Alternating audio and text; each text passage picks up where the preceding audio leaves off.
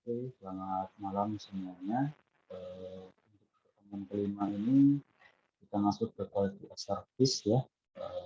Sebelumnya di pertemuan keempat ada sebagian luring, ada sebagian daring. Nah, sekarang kita balik lagi ke daring.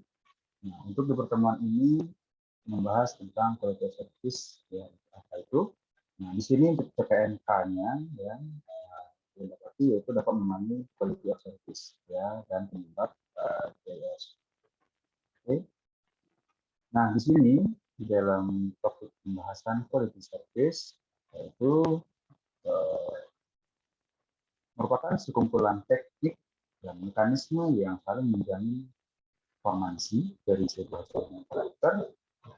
Nah, di dalamnya itu menyediakan sebuah layanan kepada aplikasi-aplikasi di jaringan komputer.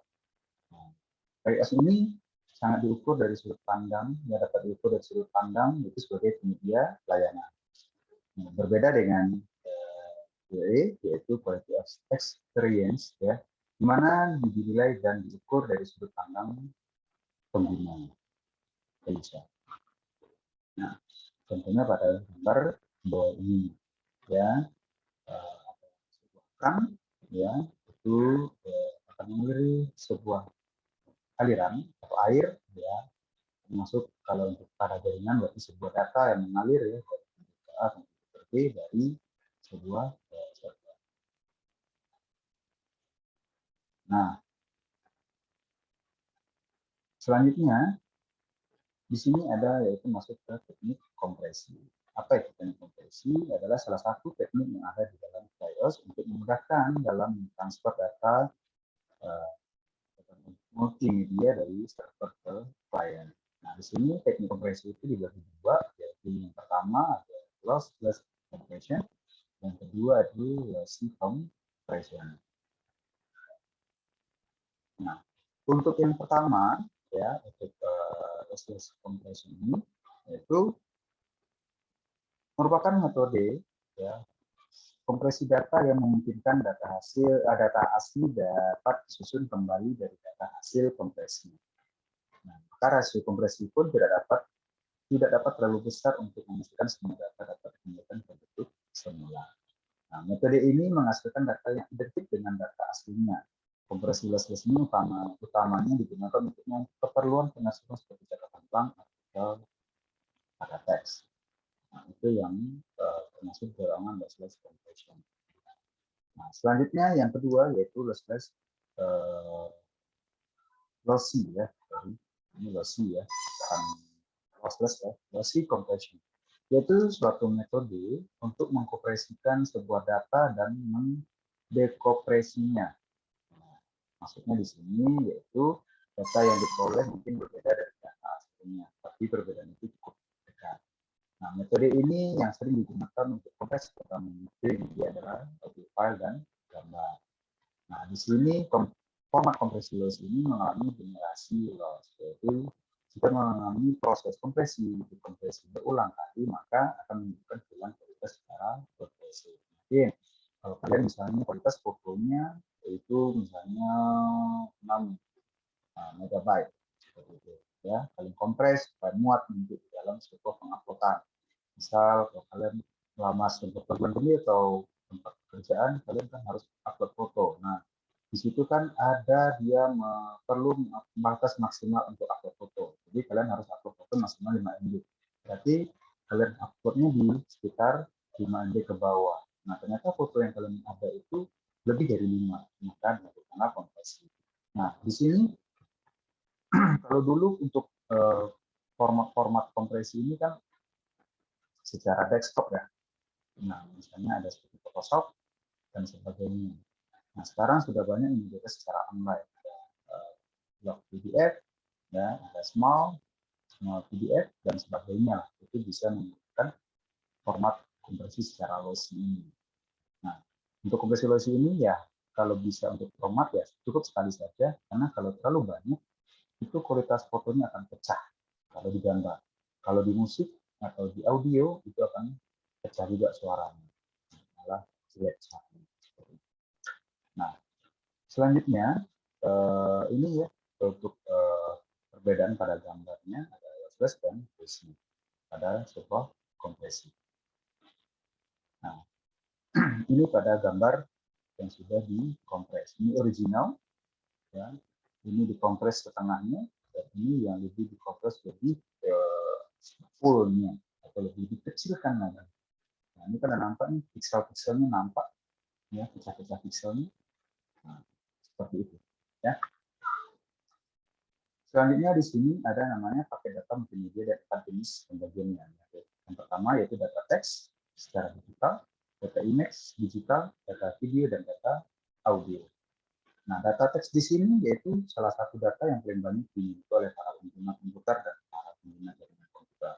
Nah, di dalam jaringan tersebut ya berkaitan dengan US data teks yang tidak menuntut kualitas layanan yang baik untuk ditransferkan dan dibaca secara online maupun dibuat secara online. Nah, selanjutnya yaitu data image. Sebelum kita bahas data image, Bapak jelaskan dulu data teks. Nah, data teks di sini, kenapa di sini dia tidak menuntut kualitas layanan? Karena itu kan masih kualitas kecil, tidak perlu piksel-pikselan di sini. Beda dengan yang lainnya. Nah, kalau teks ya, di dalamnya kalau kita banyak masukin gambar, ya kualitas size-nya juga besar juga. Tapi yang dibaca juga teks. Nah, kita balik yang kedua, yaitu data image. Nah, data image ini merupakan salah satu paket data pada layanan multimedia yang mulai ada di dalam sebuah jaringan komputer. Ya, semenjak lebar pita bandwidth-nya mampu menampilkan bit-bit data dengan cepat dan baik. Nah, gambar digital dapat disajikan berupa gambar diam dan gambar animasi atau berupa GIF ataupun yang lain. Ya. Nah, sedangkan untuk yang video, yaitu sebuah file video terdiri atas sejumlah file gambar digital beserta dengan file audio. Nah, pada KIS salah satu tantangan utamanya adalah menunjukkan keandalan untuk dapat menjadikan audio dan video secara bersama, misalnya pada layanan video streaming, YouTube, dan maksud Zoom ini apa pakai. Selain Zoom, ada juga suara audio. Bagaimana nanti video ini dan suara ini atau audio disalurkan ke dalam jaringan, ditransport. Nah, misal ke YouTube Bapak upload atau ke Drive Bapak upload. Nah, kalian akan membacanya dan akan mendengarnya apa yang Bapak sampaikan melalui video dan audio. Nah, kalau misalnya Bapak tidak kompres, berarti jernih suaranya. Tapi kalau Bapak kompres, itu akan pecah suara. Itu di luar kategori internetnya stabil. Oke. Selanjutnya di sini yaitu ada data audio digital. Nah, data audio digital di sini memiliki toleransi yang lebih tinggi dibandingkan data video digital. Nah, data audio digital digunakan untuk layanan seperti radio streaming. Nah, sekarang sudah balik lagi ya radio streaming, yang lagi booming pakai radio, ada di calon, tapi sekarang sudah kayaknya masih tetap digunakan secara streaming. Ya. Selanjutnya di sini ada aliran paket data pada TOS dan 4 karakteristik di dalamnya, yaitu ada reliability, delay, jitter, dan bandwidth. Apa itu reliability? Reliability di sini yaitu ukuran atau keandalan dari suatu jaringan komputer baik internet maupun intranet. Nah, parameter pengukuran reliability ini adalah melihat aliran paket data yang dikirim ke komputer, dari komputer ke pengirim tujuan komputernya. Nah, tidak mengganggu jadwalan atau kerusakan. Nah, reliability ini ada pada dasarnya dari sebuah jaringan komputer. Delay di sini. Nah, delay di sini maksudnya yaitu lama waktu yang diperlukan oleh paket data untuk sampai ke tujuan. Nah, contoh, jika suatu paket dikirimkan pada detik 1, 2, dan 3, serta sampai di tujuan pada detik ke-21, 22, 23, maka semua paket memiliki delay. Nah, mungkin kalian bisa menjawab sendiri.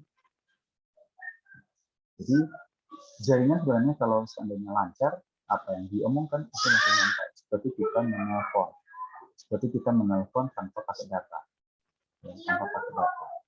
Tanpa pakai data, itu kan kita nelponnya jernih. Kalau kita sebut A sampai langsung. Sekian detik. Tapi kalau menggunakan paket data, ya, tanpa menggunakan pakai data, seperti kita nelpon WA. Nah, kalau kita nelpon WA, itu kan suara itu kadang-kadang sampainya kita sudah jawab A, baru sampai sekian detik. Misalnya ada sekitar 2-4 detik baru sampai. Nah, itu tergantung provider yang kita pakai. Apakah jaringan itu stabil daerahnya atau tidak. Nah,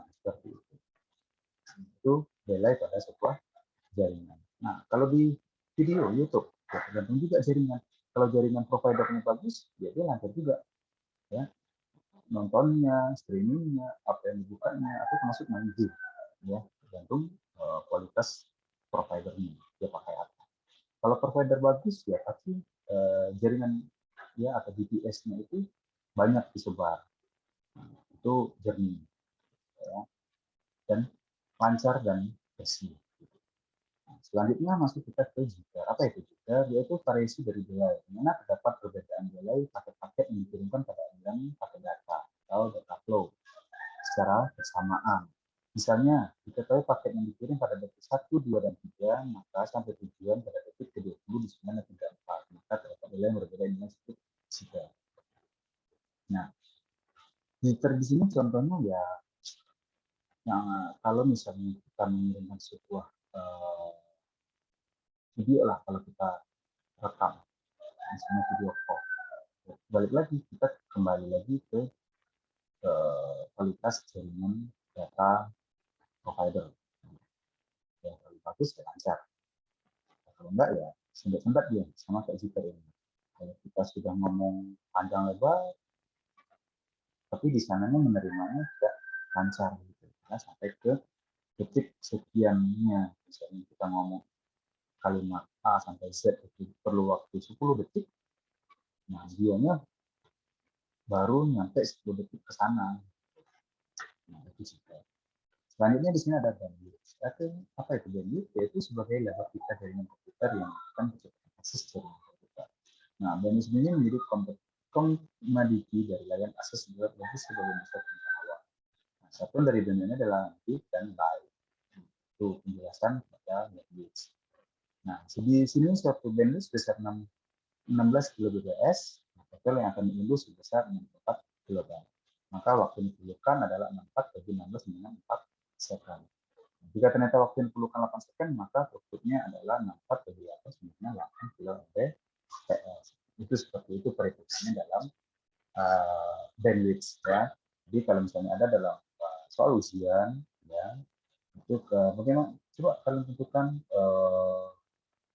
ukuran yang diperlukan untuk mengunduh gambar sekian. Nah, kita dibalikan lagi. Coba tentukan teknik profitnya, hasil profitnya berapa. Oke. Nah, selanjutnya di sini setelah kita bahas tentang quality of service, kita masuk ke tentang kriptografi, ya, kriptografi dan enkripsi. Di pertemuan luring kemarin ada Bapak sampaikan ke teman-teman untuk pembahasan tentang kriptografi dan enkripsi. Yang pertama di sini kita membahas tentang teknik Cesar Cipher. Ya, karena Cesar Cipher di sini yaitu penentunya juga di Cesar. Ya, Cipher itu urutan atau angka di Cipher. Ya. Nah, di sini Julius Caesar ini menemukan teknik ini, yaitu dia berkomunikasi dengan para panglimanya. Nah, supaya komunikasinya itu baik dan tidak disadap dengan orang lain di luar dia komunikasi, itu membuat sebuah teknik, yaitu Caesar Cipher. Nah, dia membuat teknik ini sangat sederhana dan sering digunakan sampai saat ini. Ya, nah itu yang sering digunakan ya banking ya, banyak lah sampai sekarang kita gunakan karena tekniknya sederhana tapi susah kalau kita membongkarnya. Nah, Cipher di sini yaitu ada pergeseran 3 maka A dan huruf B. Itu contohnya. Ya. Mari kita bahas ke contohnya. Yang pertama ini adalah tabel tabula recta. Ya, tabel tabula recta itu yang ditemukan oleh Julius Caesar. Ya, Caesar Cipher. Nah, contoh di sini yaitu teknik Caesar Cipher. Plain text atau kalimatnya yang akan dikirim. Contoh di sini Bapak akan mengirimkan sebuah kalimat ya atau sebuah ada dua kata di sini ya, dua kata. Yongki Fernando ya akan mengirimkan ke si Budi. Nah, namun sebelum dikirim Bapak akan mengenkripsikan ya akan mengkriptokan ya. Yaitu ada plus dan minus. Nah, plus di sini ya, plus di sini yaitu di dalam teknik strategi plus itu langkah atau langkah maju, ya maju dia. Kalau minus itu mundur. Ya, kalau plus itu maju, minus itu mundur. Nah, berarti di sini untuk mendapatkan hasil yang di Fernando setelah kita pluskan dan setelah kita minuskan, itu apa sih hasilnya? Jadi di sini ada dua jawaban, ya plus dan minus. Nah, gimana cara carinya? Di sini kita patokannya ke tabel tabula recta tadi, ya yang sudah disampaikan sebelumnya. Ini dia tabel tabula recta. Kita patokannya ke sini. Ya. Nah, contoh di sini ada Y, ya, ada Y, ya. Di situ langkah Y plusnya 4, berarti ada langkah 4, ya, dan langkah 4. Langkah 4-nya di sini itu jatuhnya ke C. Kenapa dari C? Mari kita tengok. Nah, di sini untuk Y, ya, kita lihat di pojok bawah. Sebelum kita jelaskan, ini sebenarnya Bapak nggak bisa.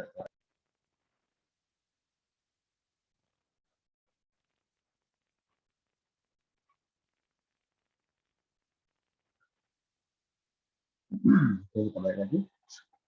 Nah, di sini untuk tanah super, ya, itu ada plus 4. Tapi kita masing-masing huruf yang ada pada kata ini kita injeksikan.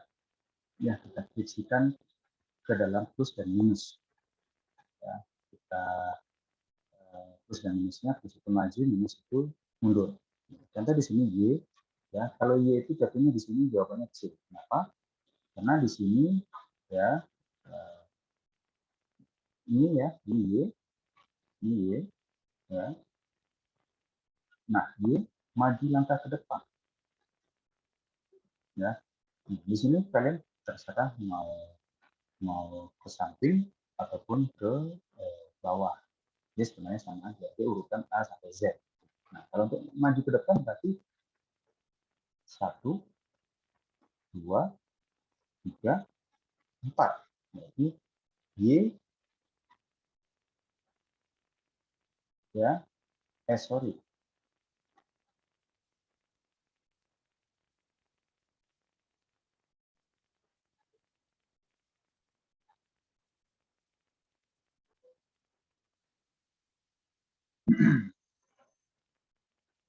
Bentar, nanti,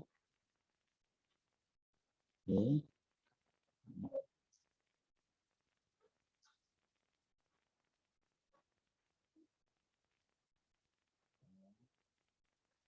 Oke, nah ini tadi terus maaf. Sekali lagi, yang Y di sini, ya, yang Y di sini, ya, itu maju ke depan. Tapi kalau maju, ya, kalau kita maju, nah berarti di sini ada huruf Y, mana huruf Y, berarti di sini ya, Y, berarti 1, 2, 3, 4. Ya, berarti 1, 2, 3, 4. Yang di depan ya. Oke, sama juga di sini. Y, karena Y, Yongki, berarti 1, 2, 3, 4. Jadi jatuhnya ke C. Begitu juga ke C. Oke. Nah, sekarang O. Tapi setelah Y dan O. O maju ke depan. Plus. Berarti O 1, 2, 3, 4. Hasilnya S. Nah, silakan kalian buat itu sampai dengan selesai. Satu-satu. Ya, Y berarti maju ke depan. Setelah Y apa? Z. Itu balik lagi ke A. Nah, setelah O apa? T. Jadi maju ke depan. T, Q, R, S. Nah, setelah N, O. Berarti T, Q, R. 4. 4-nya dari plus ini. Ya. Nah, selanjutnya di sini yang minus berarti mundur. Nah, kalau mundur di sini berarti Y sebelumnya apa? Nah, atau di sini setelah Y berarti ini Y tadi mundur dia. Kalau tadi maju plus, kalau mundur minus. Jadi 1, 2, 3, 4. Tapi di U. Oke, seperti itu mundurnya ya, langkah. Bukan di posisi ini dia untuk dibacanya. Ini Y, 1, 2, 3, 4. Bukan. Langkah ke depannya, langkah mundurnya. Kalau dia melangkah berarti di X. Ya, kalau dimulai dari Z berarti Y. 1, 2, 3, 4. Kayak gitu. Oke. Ya. Nah, jadi setelah Y berarti X, Y, I, U. Berarti di U. O sekarang. Kalau O berarti di sini. Ya, kalau O. Karena Yankee. Berarti mundur dia. 1, 2, 3, 4. Berarti jawabannya K. Oke. Jadi jawabannya di K. O, K. N apa mundur? C. Oke, selesai. Nah, jawabannya ini hasil dari teknik asosiasi C, S, R, O, C, J, I, B, R, D, R, H, S. Itu jawabannya. Ini baru 2 kata. Kalau Bapak suruh 1 paragraf, kenapa tidak? Ya kan? Itu nanti akan ada keluar di ujian IPS. Dia gampang, tapi harus fokus supaya tidak salah dan teliti. Selanjutnya, kriptoanalisis. Nah, kriptoanalisis ini yaitu mencoba mengembalikan data jelas tanpa akses ke kunci kriptografi. Ya, maksudnya di sini plain text-nya itu VNZGNDU. Ya, hasilnya apa? Nah, hasilnya ya kalian cari. Gitu. Ya, kalian cari ini dia yang ini, ya soalnya ini jawabannya. Ini jawabannya. Ya, ini soalnya ini jawabannya. Oke. Yang sebelumnya tadi kripto dari kata yang bisa dibaca menjadi kata yang tidak bisa dibaca. Tapi kalau kripto analisis kembalikan tadi sisa kiper tadi. Kalimat yang tidak bisa dibaca menjadi yang dibaca. Jadi kalian carilah ini. Ya.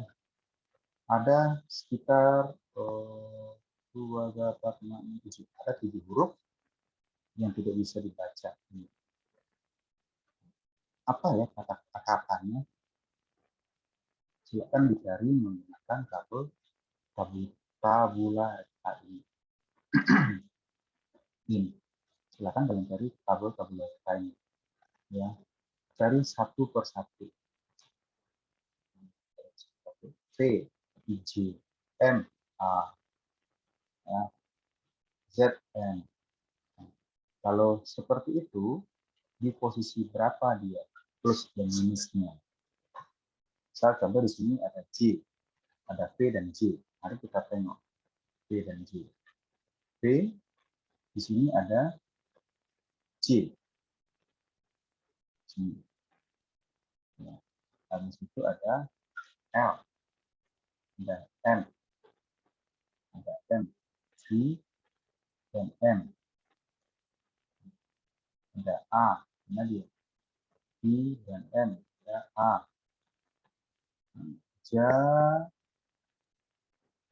Ja berarti kanu, N berarti Z. Nah, seperti itu. Jadi di posisi berapa?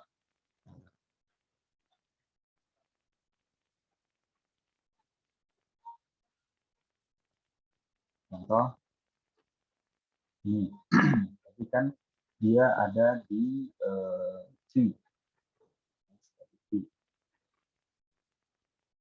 Nah, Q, PM. Tambah dulu PM. Ada PM. JA. Kalau JA berarti kita tengok dulu di PM.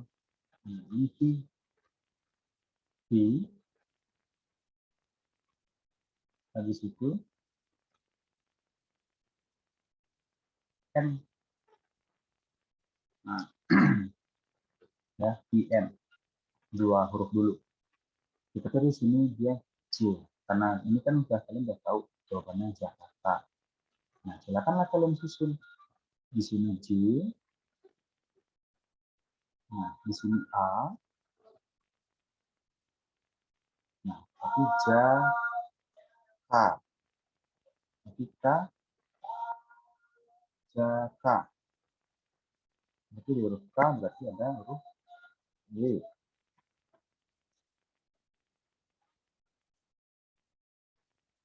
Sorry, dia Januari. Maaf, dari Jakarta. Dia Januari.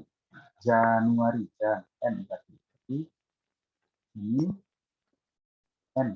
Maaf ya, bukan Jakarta, ternyata Januari, berarti di sini Z. U. Berarti ini G. Januari, A, berarti di N lagi. R. Berarti di G. I. Berarti di U. Di Januari.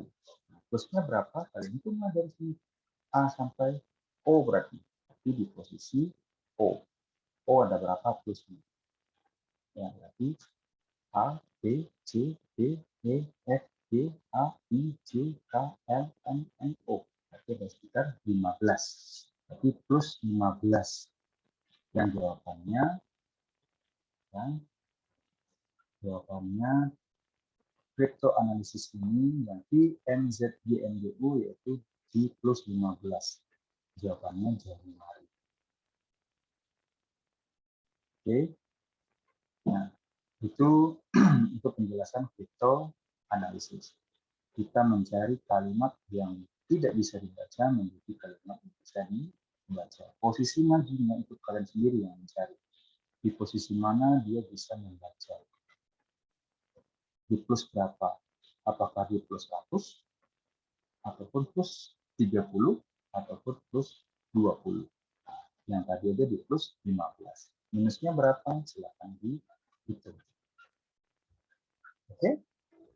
Itu saja materi yang Bapak sampaikan. Di pertemuan kelima ini kita nanti lanjut ke pertemuan keenam, yaitu membahas tentang transposisi sifat. Nah, Bapak harap kita luring kembali, Bapak jelaskan ini ke kalian. Oke? Jadi enak. Ya, baik. Sekian dulu informasi yang Bapak sampaikan dan materi hari ini. Sekian, terima kasih. Jika ada yang mau bertanya, silakan jadi privat aja ke Bapak. Terima kasih. Sampai jumpa di pertemuan keenam. Bye-bye.